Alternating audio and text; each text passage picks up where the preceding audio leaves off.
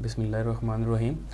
अस्सलाम वालेकुम। मेरा नाम डॉक्टर अली हैदर है और आज हम बात करेंगे लंपी स्किन की बीमारी के बारे में, उसका फैलाव, उसके नुकसानात और उसकी एहतियाती तदाबीर के बारे में। आज हमारे साथ मौजूद हैं डॉक्टर इसरार हुसैन। चलें उनसे पूछते हैं इस बारे में कि उनका इस डिज़ीज़ के बारे में क्या कहना है। अच्छा डॉक्टर साहब, इस हमें आप काइंडली बताएँ कि इस डिज़ीज़ की खसूसियात क्या हैं? बेसिकली जो लंपी स्किन डिजीज़ है, इसका जो वायरस है, ये कैप्री पॉक्स वायरस जीनस से बिलोंग करता है, पॉक्स वैराइडी फैमिली से है। और चूंकि ये क्लोजली रिजेम्बलेंस इसकी जो है वो pox virus, she pox virus से है और गोट पॉक्स वायरस से है। और ये वायरस जो है बहुत ही ज़्यादा स्टेबल है इन्वायरमेंट के अंदर। ये डबल स्टैंडर्ड डीएनए वायरस है, इन्वेल्प्ड है, और ये लॉन्ग लास्टिंग जो है वायरस है इन्वायरमेंट के अंदर, ज़्यादा अरसे तक जो है वो इन्वायरमेंट में रह सकता है, रेजिस्टेंट है कंडीशंस को। जी बेहतर। अच्छा डॉक्टर साहब, आप ये बताएं कि क्या इस वायरस का किसी और वायरस के साथ भी कोई ताल्लुक है? बिल्कुल है, ये पॉक्स वैराइडी फैमिली से बिलोंग करता है, तो ये शी पॉक्स वायरस से और गोट पॉक्स वायरस से जो है वो क्लोजली रिजेम्बलेंस रखता है, उससे बिल्कुल मुशाबे है। और इनमें क्रॉस इम्यूनिटी भी पाई जाती है। मज़े की बात है कि अगर किसी एनिमल के अंदर शी पॉक्स पॉक्स वायरस का इन्फेक्शन चला है या गोट पॉक्स वायरस का है, उनमें लंपी स्किन का इशू नहीं आएगा, क्योंकि उनमें क्रॉस इम्यूनिटी है वायरस की रिजेम्बलेंस की वजह से। जी ठीक हो गया। अच्छा डॉक्टर साहब, ये बताएं कि इस वायरस का फैलाव कैसे है, जैसे कि हम फार्मर्स को कैसे बताएं कि उनके बाड़ी में ये कैसे आ सकती है? अब बेसिकली जो हमारे पास लंपी स्किन का वायरस है, ये वेक्टर बॉर्न जो है डिजीज़ है। बेसिकली ये वायरस जो है वेक्टर्स के थ्रू फैलता है। ज़्यादातर इसमें जो इंसेक्ट्स हैं, ब्लड सकिंग इंसेक्ट्स हैं, जो जानवर से ब्लड चूसते हैं, बेसिकली उसमें मच्छर है, मक्खियाँ हैं, जुएँ हैं, इनके थ्रू 95% जो फैलाव है इस वायरस का वो इन्हीं इंसेक्ट्स के थ्रू होता है। और इसके बाद जो बाकी फैलाव है उसमें डायरेक्ट जो है वो कंटेमिनेशन है। लाइक अगर कोई जानवर इन्फेक्टेड है, वो हर्ड के अंदर आ गया है, उसके सलाइवा के थ्रू ये फैलेगा। चूँकि ये फोमाइट्स जो बर्तन वगैरह होते हैं फार्म्स के अंदर या खुरलियाँ हैं, उनमें इसका वायरस लंबे अरसे तक ज़िंदा रह सकता है। तो इस वजह से इसकी कंटेमिनेशन जो है वो आपके बाकी हर्ड को रिस्क के ऊपर ले जाती है। ये वायरस ज़्यादातर जो है बेसिकली जो सलाइवा है उसके थ्रू फैलता है, मिल के थ्रू जाता है दूसरे एनिमल्स के अंदर, और जो नोड्यूल्स का जो सक्रीशन होती है उसमें से जो फ्लूइड निकल रहा होता है, वो अगर आपके फॉडर को कंटेमिनेट कर रहा है या वो जो नीचे वाला उसका बेडिंग एरिया है उसको कर रहा है, तो उसके थ्रू ये बाकी एनिमल्स के अंदर जा सकता है। जी ठीक है।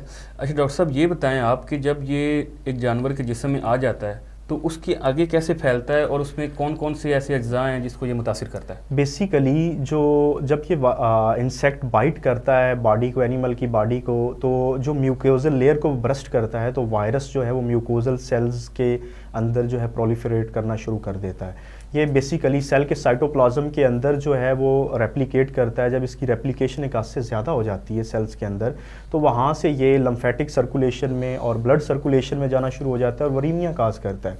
फिर ये तमाम बॉडी आर्गन्स, जो मेजर बॉडी आर्गन्स हैं, जैसा कि लंग्स हैं, लीवर है, और उसके बाद स्किन है, उसको इन्फेक्ट करता है। तो इसके नोड्यूल्स तमाम बॉडी आर्गन्स के अंदर बनने शुरू हो जाते हैं और स्किन के ऊपर जो है वो ज़ाहिर होना शुरू हो जाते हैं। अच्छा डॉक्टर साहब, इस जो बीमारी है इसके साइंस एंड सिम्टम्स क्या हो सकते हैं और ये कितने दिनों में ज़ाहिर होते हैं? बेसिकली जब एनिमल को जो है वो इंसेक्ट जो जिसके पास जो है एलएसडी वायरस मौजूद होता है, वो बाइट करता है, उसके बाद जो ये वायरस है उसकी बॉडी में ख़ुद को रेप्लिकेट करता है, तब तक साइन एंड सिम्टम्स नहीं आ रहे होते। बेसिकली 4 से 14 दिनों के अंदर अंदर इसके साइन एंड सिम्टम्स आना शुरू हो जाते हैं। और जो सबसे पहला साइन एंड सिम्टम है वो फीवर है। हाई फीवर इसमें होता है जानवर को। बेसिकली जानवर को बुखार 105 से लेके 106 और 107 तक जाता है।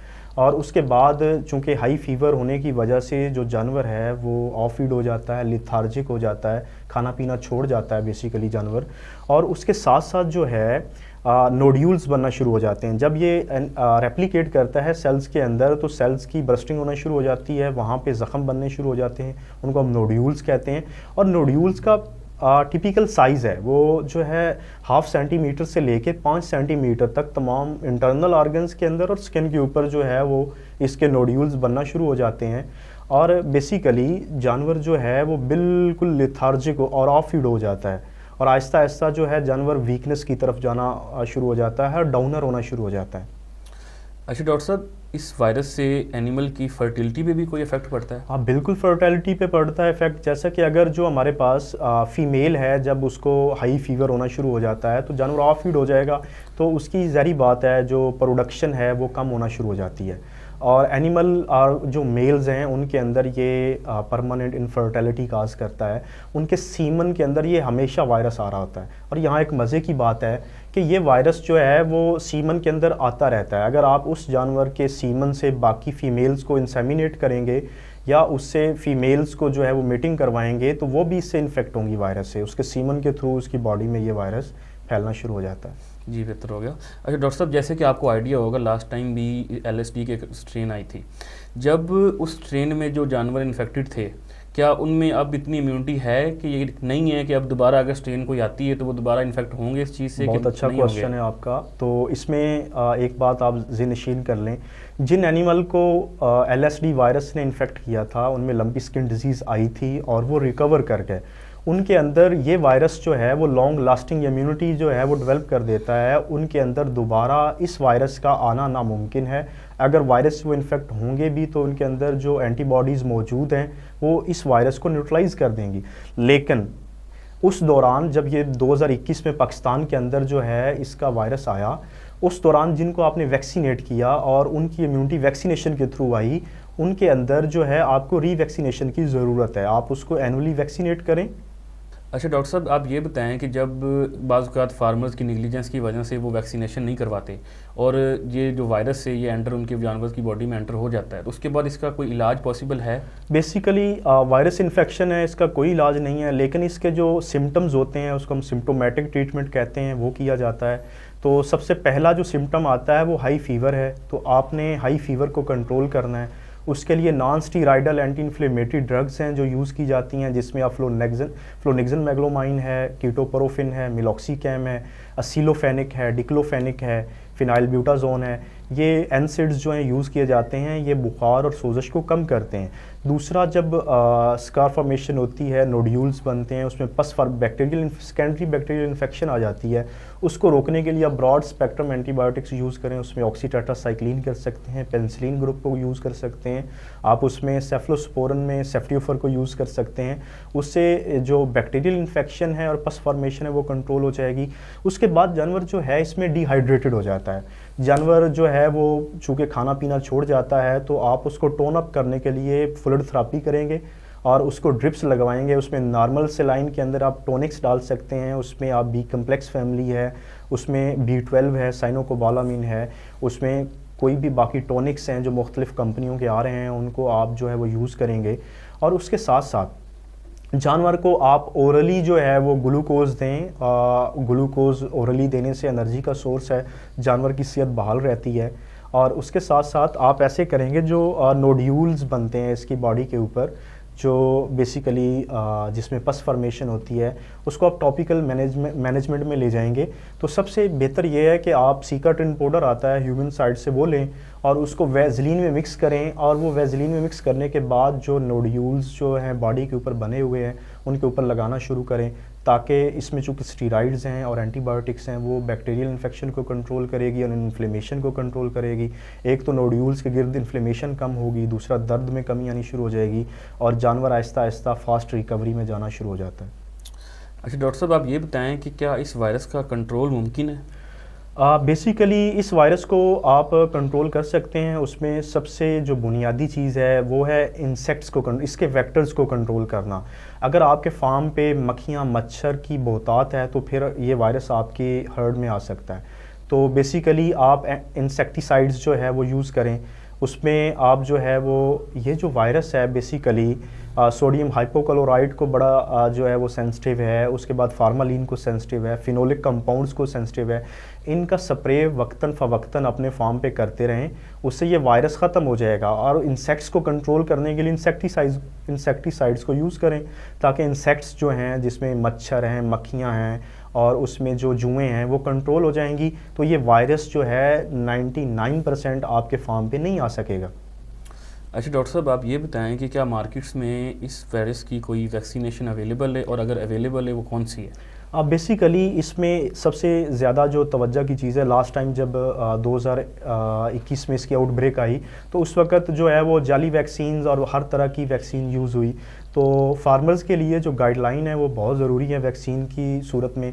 इसमें जो सबसे ज़्यादा इफ़ेक्टिव वैक्सीन है वो लाइव एटेन्यूएटेड वैक्सीन होती है। और लाइव एटेन्यूएटेड वैक्सीन में जो इसकी स्ट्रेन आ रही है उसे नीथलिंग स्ट्रेन कहते हैं। अगर वो अवेलेबल है तो वो करवानी चाहिए, उससे लॉन्ग लास्टिंग इम्यूनिटी आती है। उसके बाद पॉक्स वायरस है, शीप पॉक्स है और गोट पॉक्स वायरस जो है उसकी जो बेसिकली वैक्सीन है वो भी आप कर सकते हैं, उससे क्रॉस इम्यूनिटी आ जाती है इस वायरस के ख़िलाफ़ ना। और उसके बाद जो है जो आपके पास डेड एटेन्यूएटेड है वो इतनी ज़्यादा इफ़ेक्टिव नहीं होती। उसमें आप ये कर सकते हैं कि अगर आप वो यूज़ कर रहे हैं तो उसका आपको बूस्टर शूट जो है वो बूस्टर शूट जो है वो लगाना पड़ेगा 21 दिनों बाद, तब जाके इम्यूनिटी आनी शुरू हो जाएगी।